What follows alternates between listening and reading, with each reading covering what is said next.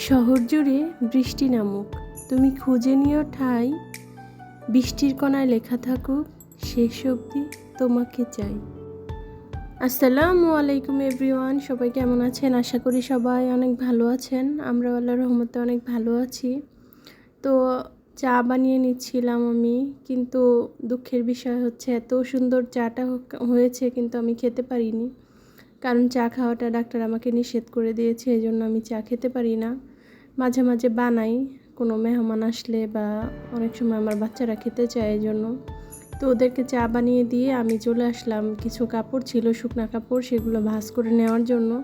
কয়েকদিন বৃষ্টি হওয়াতে দেখা গেছে কাপড়গুলো ভালো মতো শুকায় নাই, এই জন্য আমি রেখে রেখে আজকে ভালো মতো রোদ দিয়েছিলাম। রোদে দিয়ে তারপরে আমি এখানে সবগুলো একসাথে ভাঁজ করে নিলাম।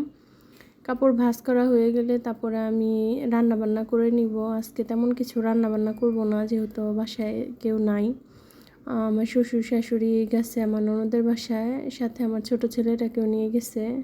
তো ওর নিয়ে যাওয়াতে মনটা অনেক খারাপ লাগতেছে। তো আমি এখানে আজকে রান্না করে নিচ্ছিলাম আর এখানে আমি গরু মাংসের মধ্যে দিয়ে দিয়েছিলাম রসুন, আস্ত রসুন ছিলে তারপরে দিয়ে দিয়েছিলাম, আর হচ্ছে শুকনা মরিচটা আমি মাঝখান থেকে ভেঙে বিচিটা ফেলে দিয়েছিলাম। এটা দেওয়ার কারণে অনেক সুন্দর একটা ফ্লেভার আসছিল মাংসের থেকে, যেটা খেতে অসম্ভব মজা লেগেছে আমাদের কাছে। তা আমি এখানে সব মশলা দিয়ে এখানে আমি মশলাটাকে ভালো মতো কষিয়ে নিচ্ছি। আসলে মশলাটা সুন্দর মতো কষিয়ে নিলে আমার কাছে মনে হয় যে রান্নার আসল টেস্ট পাওয়া যায়। আমি সব সময় গরু মাংসটা এভাবে কষিয়ে রান্না করি, কখনোই হাতে মেখে আমি রান্না করি না। আমার কাছে মনে হয় যে আমি হাতে মেখে রান্না করলে আমারটা মজা হবে না। তো এই জন্য আমি সবসময় মশলাটাকে ভুনা করে তারপরে আমি মাংসটা রান্না করি।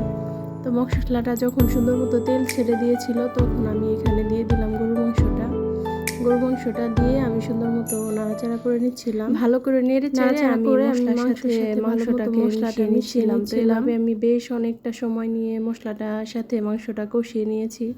এর ফাঁকে আমার আরও ঘরে কিছু কাজ ছিল, ঘর ঝাড়ু দেওয়া, ঘর গোছানো, সেগুলো আমি করে নিয়েছি। মাংসটাকে লো আঁচে বসিয়ে দিয়ে তারপরে আমি এই রান্নাগুলো করে নিয়েছি।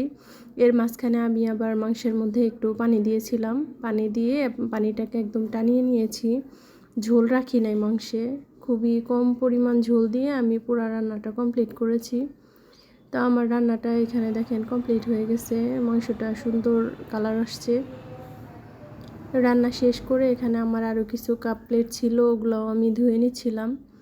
তো এভাবেই দেখা গেছে আমাদের প্রতিদিনের রুটিন কিন্তু একই রকম হয়ে থাকে, ঘুরে ফিরে সে একই রকম কাজই আমরা প্রতিদিন করে থাকি। তো আমার আজকের ব্লগটা কেমন লাগলো অবশ্যই কমেন্টে জানাবেন, আর যদি ভালো লাগে অবশ্যই লাইক কমেন্ট করবেন, আর যদি আরও একটু ভালো লাগে অবশ্যই শেয়ার করে বন্ধুদের সাথে দেখার সুযোগ করে দিবেন। তো সবাই অনেক ভালো থাকেন, সবার জন্য অনেক শুভকামনা। আল্লাহ হাফেজ।